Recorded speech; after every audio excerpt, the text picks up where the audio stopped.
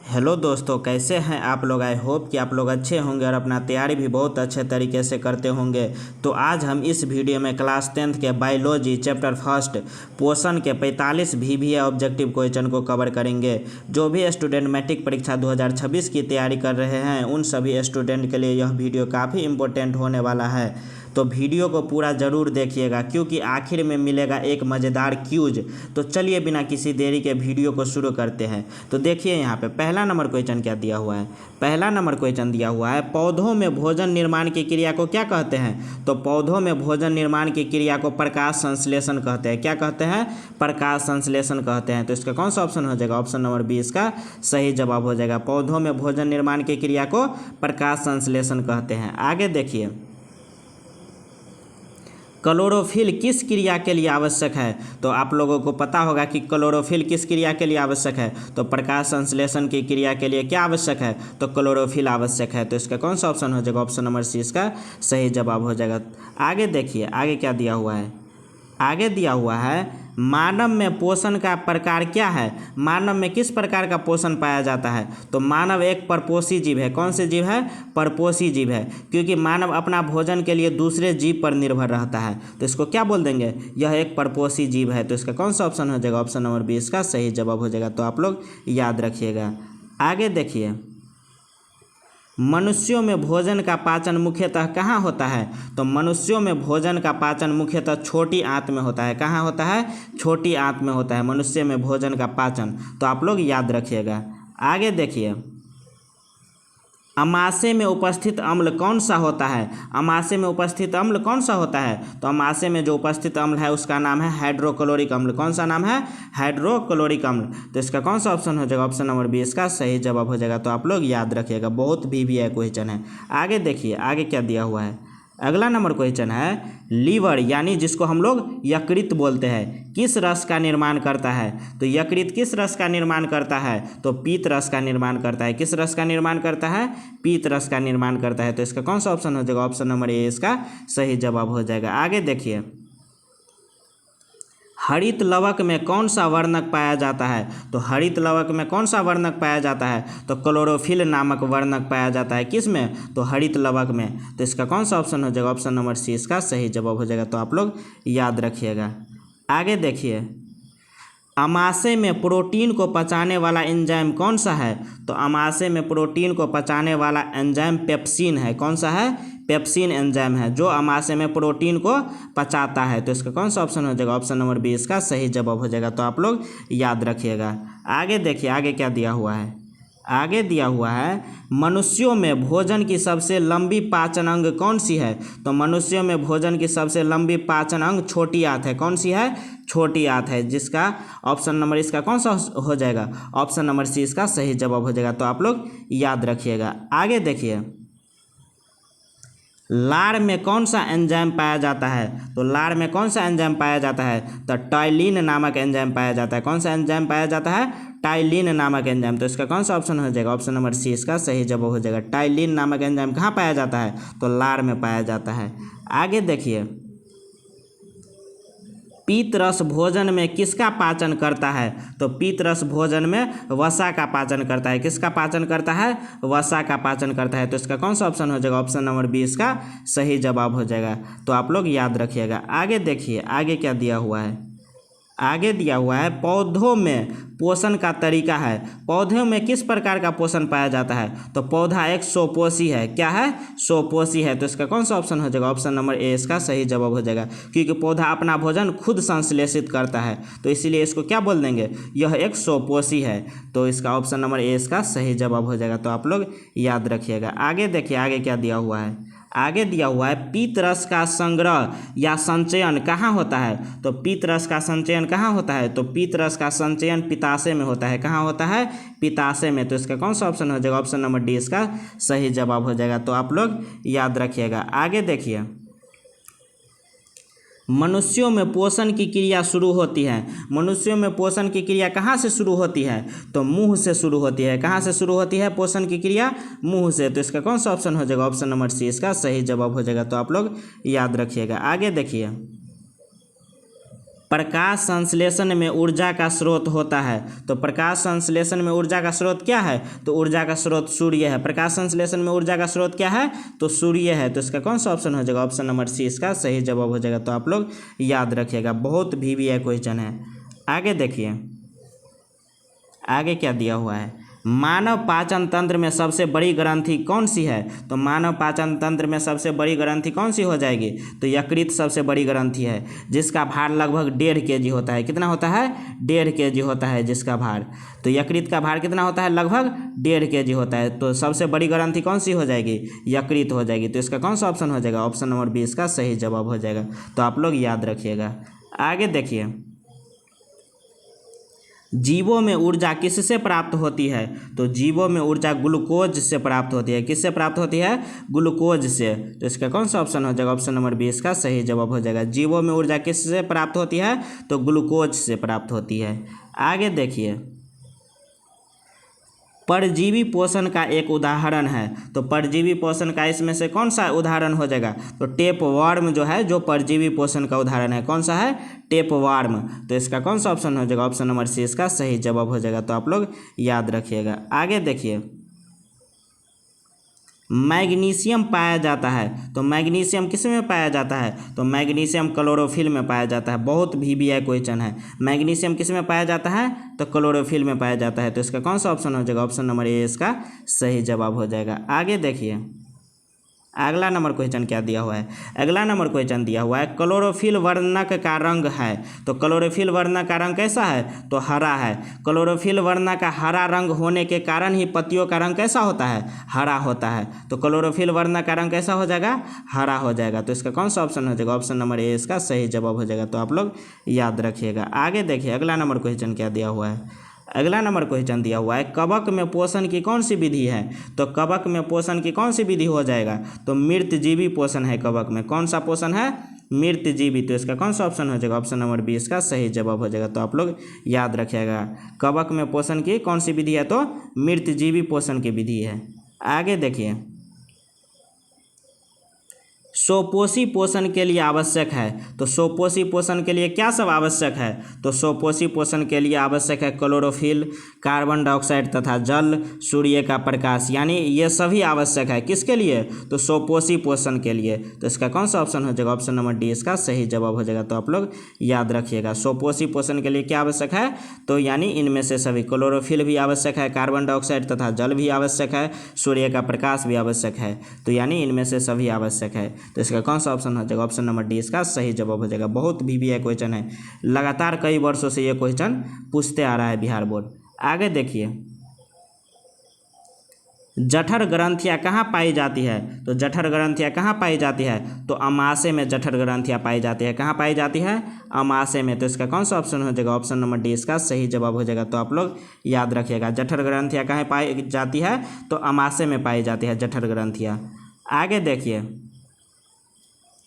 प्रकाश संश्लेषण होता है। तो प्रकाश संश्लेषण कहाँ कब होता है? तो प्रकाश संश्लेषण दिन में होता है। कब होता है? दिन में होता है। तो इसका कौन सा ऑप्शन हो जाएगा? ऑप्शन नंबर 20 का सही जवाब हो जाएगा। पेड़ पौधा अपना भोजन कब संश्लेषित करता है? तो दिन में संश्लेषित करता है। जब सूर्य उगता है तो प्रकाश संश्लेषण की क्रिया होती है। तो प्रकाश संश्लेषण की क्रिया कब होती है? तो दिन में होती है। आगे देखिए, प्रकाश संश्लेषी अंगक है। तो प्रकाश संश्लेषी अंगक कौन सा हो जाएगा? तो क्लोरोप्लास्ट हो जाएगा। कौन सा हो जाएगा? क्लोरोप्लास्ट। प्रकाश संश्लेषी अंगक किसे बोलते हैं? तो क्लोरोप्लास्ट को बोलते हैं। तो इसका कौन सा ऑप्शन हो जाएगा? ऑप्शन नंबर डी इसका सही जवाब हो जाएगा। तो आप लोग याद रखिएगा। आगे देखिए, आगे क्या दिया हुआ है।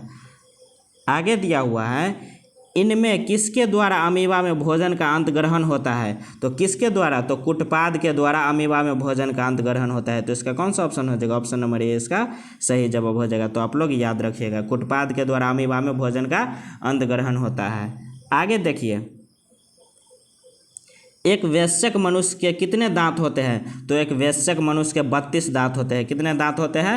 32 दांत होते हैं। तो इसका कौन सा ऑप्शन हो जाएगा? ऑप्शन नंबर सी इसका सही जवाब हो जाएगा। तो आप लोग याद रखिएगा। आगे देखिए, स्वाद कलियाँ कहाँ पाई जाती है? तो स्वाद कलियाँ कहाँ पाई जाती है? तो जीभ के ऊपरी सतह पर। कहाँ पाई जाती है? जीभ के ऊपरी सतह पर। तो इसका कौन सा ऑप्शन हो जाएगा? ऑप्शन नंबर बी इसका सही जवाब हो जाएगा। स्वाद कलियाँ कहाँ पाई जाती है? तो जीभ के ऊपरी सतह पर। आगे देखिए, अमाशय के अग्रभाग को क्या कहते हैं? तो अमाशय के अग्रभाग को कार्डिएक कहते हैं। क्या कहते हैं? कार्डिएक कहते हैं। तो इसका कौन सा ऑप्शन हो जाएगा? ऑप्शन नंबर सी इसका सही जवाब हो जाएगा।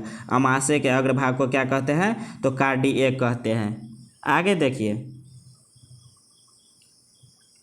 छोटी आंत एवं बड़ी आंत के जोड़ पर पाए जाने वाली एक छोटी नली नुमा रचना को क्या कहते हैं? तो एक छोटी नली नुमा रचना को सिक्कम कहते हैं। क्या कहते हैं? सिक्कम कहते हैं। बहुत VVI क्वेश्चन है। क्या कहते हैं? सिक्कम कहते हैं। तो इसका कौन सा ऑप्शन हो जाएगा? ऑप्शन नंबर ए इसका सही जवाब हो जाएगा। छोटी आंत एवं बड़ी आंत के जोड़ पर पाए जाने वाली एक छोटी नली नुमा रचना को सिक्कम कहते हैं। आगे देखिए, आगे क्या दिया हुआ है? आगे दिया हुआ है, डेंटाइन के ऊपर दांतों की सुरक्षा हेतु पाए जाने वाली कठोर परत को क्या कहते हैं? तो कठोर परत को क्या कहते हैं? तो इनामेल कहते हैं। क्या कहते हैं? इनामेल कहते हैं। तो इसका कौन सा ऑप्शन हो जाएगा? ऑप्शन नंबर ए इसका सही जवाब हो जाएगा। तो आप लोग याद रखिएगा। आगे देखिए, पैरामीशियम में भोजन का अंत ग्रहण होता है। तो पैरामीशियम में भोजन का अंत ग्रहण किसके द्वारा होता है? तो कोशिका मुख के द्वारा होता है। किसके द्वारा होता है? कोशिका मुख के द्वारा। तो इसका कौन सा ऑप्शन हो जाएगा? ऑप्शन नंबर बी इसका सही जवाब हो जाएगा। यहाँ पे बहुत बच्चे कन्फ्यूज होंगे, तो मैं आपको बता दूं कि पैरामीशियम में भोजन का अंत ग्रहण कोशिका मुख के द्वारा होता है, और जबकि सीलिया से उसका शरीर ढका रहता है। सीलिया से पैरामीशियम का शरीर ढका रहता है। तो आप लोग यहाँ पे कन्फ्यूज नहीं होइएगा। आगे देखिए, अमीबा का मुख्य भोजन है। तो अमीबा का मुख्य भोजन ये सभी हो जाएंगे। तो शैवाल के टुकड़े भी है, डाइटम एवं एककोषीय जीव भी है, बैक्टीरिया भी है, यानी इनमें से सभी है। किसका भोजन? अमीबा का भोजन। तो इसका कौन सा ऑप्शन हो जाएगा? ऑप्शन नंबर डी इसका सही जवाब हो जाएगा। तो आप लोग याद रखिएगा। आगे देखिए, स्टोमाटा पौधे के किस अंग में पाया जाता है? तो स्टोमाटा पौधे के किस अंग में पाया जाता है? तो स्टोमाटा पौधे के पत्तियों में पाया जाता है। किस अंग में पाया जाता है? पत्तियों में पाया जाता है। तो इसका कौन सा ऑप्शन हो जाएगा? ऑप्शन नंबर बी इसका सही जवाब हो जाएगा। स्टोमाटा पौधे के पत्तियों में पाया जाता है। तो आप लोग याद रखिएगा। आगे देखिए, मुख गुहा का पिछला भाग कहलाता है। तो मुख गुहा का पिछला भाग क्या कहलाता है? तो ग्रसनी कहलाता है। क्या कहलाता है? मुख गुहा का पिछला भाग ग्रसनी कहलाता है। तो इसका कौन सा ऑप्शन हो जाएगा? ऑप्शन नंबर ए इसका सही जवाब हो जाएगा। तो आप लोग याद रखिएगा। आगे देखिए, ग्रहणी भाग है। ग्रहणी किसका भाग है? तो ग्रहणी छोटी आंत का भाग है। किसका भाग है? छोटी आंत का भाग है ग्रहणी। तो इसका कौन सा ऑप्शन हो जाएगा? ऑप्शन नंबर सी इसका सही जवाब हो जाएगा। आगे देखिए, आगे क्या दिया हुआ है? निम्नलिखित में से किस छिद्र द्वारा ग्रसनी ग्रासनली से जुड़ी होती है? तो किस छिद्र के द्वारा जो है ग्रसनी किससे जुड़ी होती है? तो ग्रासनली से जुड़ी होती है। तो निगल द्वार के द्वारा। किसके द्वारा? निगल द्वार के द्वारा। तो इसका कौन सा ऑप्शन हो जाएगा? ऑप्शन नंबर ए इसका सही जवाब हो जाएगा। तो आप लोग याद रखिएगा। आगे देखिए, निम्नलिखित में जठर ग्रंथि की कौन सी कोशिका हाइड्रोक्लोरिक अम्ल का स्राव करती है? तो जठर ग्रंथि की कौन सी कोशिका है जो हाइड्रोक्लोरिक अम्ल का स्राव करती है? तो कौन सी कोशिका है? तो भीतीय कोशिका। कौन सी कोशिका? भीतीय कोशिका। तो इसका कौन सा ऑप्शन हो जाएगा? ऑप्शन नंबर ए इसका सही जवाब हो जाएगा। तो आप लोग याद रखिएगा। आगे देखिए, पैरामीशियम में पाई जाने वाली पोषण विधि को क्या कहते हैं? तो पैरामीशियम में कौन सी पोषण पाया जाता है? तो पैरामीशियम में पाए जाने वाला पोषण का नाम है प्राणी संपोषी। कौन सी पोषी? प्राणी संपोषी नाम है पोषण का। तो पैरामीशियम में किस प्रकार का पोषण पाया जाता है? तो प्राणी संपोषण। तो इसका कौन सा ऑप्शन हो जाएगा? ऑप्शन नंबर डी इसका सही जवाब हो जाएगा। आगे देखिए, आगे क्या दिया हुआ है? आगे दिया हुआ है प्रकाश संश्लेषी इकाई है। तो प्रकाश संश्लेषी इकाई कौन सा हो जाएगा? क्लोरोफिल। तो क्लोरोफिल को कौन सा इकाई बोलते हैं? तो प्रकाश संश्लेषी इकाई बोलते हैं। तो इसका कौन सा ऑप्शन हो जाएगा? ऑप्शन नंबर सी इसका सही जवाब हो जाएगा। आगे देखिए, दांत अस्थि क्षय या दंत अस्थि क्षय का कारण क्या है? तो दंत अस्थि क्षय का कारण हो जाएगा, ऑप्शन चेक कर लेते हैं एक बार क्या क्या दिया हुआ है ऑप्शन में। तो मीठी चीज़ खाना, ये भी कारण है दांत अस्थि क्षय का। बैक्टीरिया द्वारा अम्ल निर्माण, ये भी कारण है। दांतों की सफाई न करना, ये भी कारण है। यानी इनमें से सभी कारण है किसका, तो दंत अस्थि क्षय का। तो इसका कौन सा ऑप्शन हो जाएगा, ऑप्शन नंबर डी इसका सही जवाब हो जाएगा। तो आप लोग याद रखिएगा। आगे देखिए, मनुष्य के आहारनाल की कौन सी रचना अवशेषी अंग है। तो मनुष्य के आहारनाल की एक अपेंडिक्स रचना है जो अवशेषी अंग है। कौन सी रचना है, अपेंडिक्स। तो इसका कौन सा ऑप्शन हो जाएगा, ऑप्शन नंबर बी इसका सही जवाब हो जाएगा। मनुष्य के आहारनाल की कौन सी रचना अवशेषी अंग है, तो इसका कौन सा हो जाएगा, अपेंडिक्स। तो इसका ऑप्शन नंबर बी इसका सही जवाब हो जाएगा। तो आप लोग याद रखिएगा। आगे देखिए, चाइल का अवशोषण कहाँ होता है। तो चाइल का अवशोषण कहाँ हो जाएगा, तो इलियम में चाइल का अवशोषण होता है। कहाँ पे होता है, इलियम में। तो इसका कौन सा ऑप्शन हो जाएगा, ऑप्शन नंबर ए इसका सही जवाब हो जाएगा। तो आप लोग याद रखिएगा। आगे देखिए, छोटी आंत में भोजन के पाचन में निम्नलिखित में से किस रस की भूमिका होती है। तो छोटी आंत में भोजन के पाचन में सभी रस की भूमिका होती है। यहाँ पे 4 ऑप्शन दिया हुआ है आप लोग के सामने। इस सभी रस की भूमिका होती है किसके पाचन में, छोटी आंत में भोजन के पाचन में। तो पीत रस का भी हो गया, अग्न्याशय रस का भी हो गया, आंत्र रस का भी हो गया, यानी इनमें से सभी रस का भूमिका होता है। तो इसका कौन सा ऑप्शन हो जाएगा, ऑप्शन नंबर डी इसका सही जवाब हो जाएगा। आगे देखिए, कुटपाद किस में पाया जाता है। तो कुटपाद जो है वो अमीबा में पाया जाता है, जिसके द्वारा अमीबा अपने भोजन का अंत ग्रहण करता है। तो इसका कौन सा ऑप्शन हो जाएगा, ऑप्शन नंबर सी इसका सही जवाब हो जाएगा। तो आप लोग याद रखिएगा, कुटपाद किस में पाया जाता है, अमीबा में पाया जाता है। तो अब बारी है आज के क्यूज क्वेश्चन की। तो प्रश्न है आप लोगों के सामने, मनुष्य के मुख गुहा में क्या प्रश्न दिया हुआ है, देखिए यहाँ पे, मनुष्य के मुख गुहा में कितने जोड़े लार ग्रंथियाँ पाई जाती है। तो आप लोग को बताना है, 4 ऑप्शन आप लोग के सामने दिया हुआ है। इसमें आपको बताना है कि मनुष्य के मुख गुहा में कितने जोड़े लार ग्रंथियाँ पाई जाती है, और इसका आंसर आप लोग कमेंट में ज़रूर दीजिएगा। तो उम्मीद है दोस्तों कि जितना भी इस वीडियो में ऑब्जेक्टिव पढ़ाए हैं आप लोग को अच्छी तरीक़ा से समझ में आ गया होगा। अगर चैनल पे पहली बार आए हैं तो चैनल को सब्सक्राइब जरूर कीजिएगा, साथ में बेल आइकन को दबाना ना भूलिएगा, ताकि जो भी अप टू डेट हम डालें आप तक सबसे पहले पहुँचे। साथ में अपने दोस्तों के पास शेयर ज़रूर कीजिएगा, ताकि उसको भी इस वीडियो का, इस चैप्टर का नॉलेज उसको भी पूरा तरीक़ा से हो जाए।